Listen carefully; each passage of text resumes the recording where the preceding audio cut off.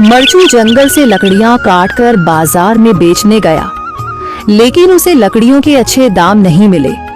इस पर मरचू ने कहा, अरे भैया, इतने कम पैसे, इन पैसों में तो 2 वक्त का खाना भी नहीं मिलेगा। आप मुझे बहुत ही कम पैसे देते हैं। मैं इतनी मेहनत से लकड़ियां काट कर आता हूँ, लेकिन उनके पैसे मुझे बहुत कम मिलते हैं। भैया, तुम्हारी लकड़ियां होती ही इतनी कमजोर हैं कि मैं इससे ज्यादा पैसे नहीं दे सकता। तुम्हारी लकड़ियों के बस इतने ही पैसे बनते हैं। अरे भैया, कुछ ज्यादा कर दो ना। वो क्या है ना कि इन पैसों का तो कुछ भी नहीं आता। मैं अपनी जिंदगी कैसे गुजारूंगा। भैया, तुम जाकर अच्छी लकड़ियां लाओ, तभी इन लकड़ियों का अच्छा दाम मिल पाएगा, वरना इन लकड़ियों का तो यही दाम है। ये सुनकर मरचू बहुत ज्यादा परेशान हो गया और इसे लेकर किराने की दुकान से सामान खरीदकर घर आ गया। घर पहुंचते ही मरचू की पत्नी सीता ने कहा, जी, सामान ले आए आप? हाँ जी, सामान ले आया हूँ। सीता के चेहरे पर खुशी छा जाती है, लेकिन जब उसने सामान देखा, जी, इसमें तो बहुत थोड़ा सामान है। हाँ सीता, मुझे पता है कि यह सामान बहुत थोड़ा है, लेकिन मैं क्या करूं? मेरे पास जितने पैसे थे, मैं उतने का ही सामान लेकर आ गया हूँ। इस तरह हमारा गुजारा कैसे हो पाएगा जी? आपको तो पता ही है कि हम कितनी मुश्किलों से गुजारा करते हैं। हाँ हाँ, मुझे पता है, लेकिन मैं कर भी क्या सकता हूँ? मेरे पास इतने पैसे ही नहीं कि हम एक अच्छी जिंदगी गुजार सकें।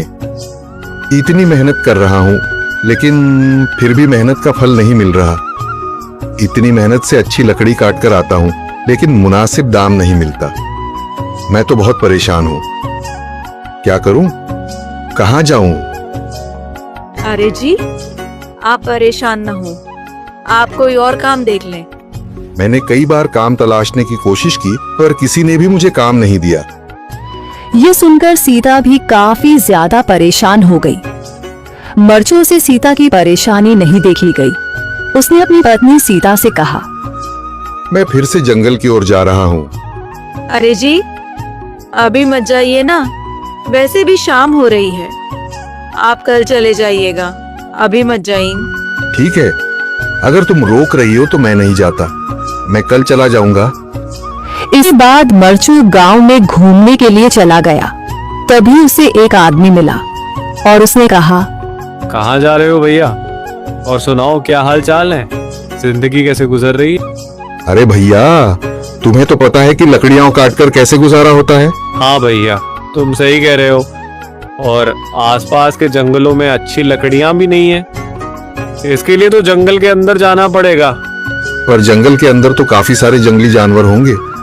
मुझे बहुत डर लगता है भैया, मैं जंगल में कैसे जाऊंगा?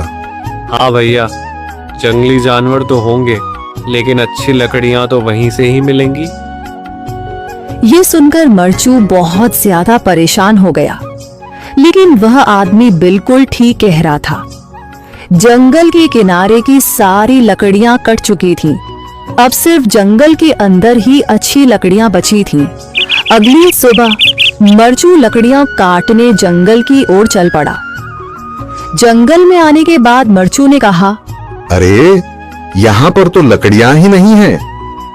वो आदमी सही कह रहा था, लकड़ियों के लिए तो जंगल के अंदर ही जाना पड़ेगा। और जंगल के अंदर जाना क्या सही रहेगा? मुझे तो बहुत डर लग रहा है, क्योंकि वहां पर तो काफी सारे जंगली जानवर होंगे जो खतरनाक होंगे। अगर आज मैं जंगल के अंदर नहीं गया तो मैं आज घर पैसे लेकर नहीं जा सकूंगा, और फिर जब पैसे नहीं होंगे तो गुजारा कैसे होगा?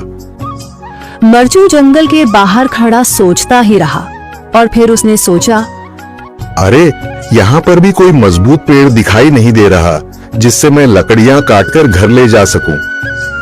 लगता है और अंदर जाना पड़ेगा। यही सोचकर मरचू जंगल के अंदर चला गया।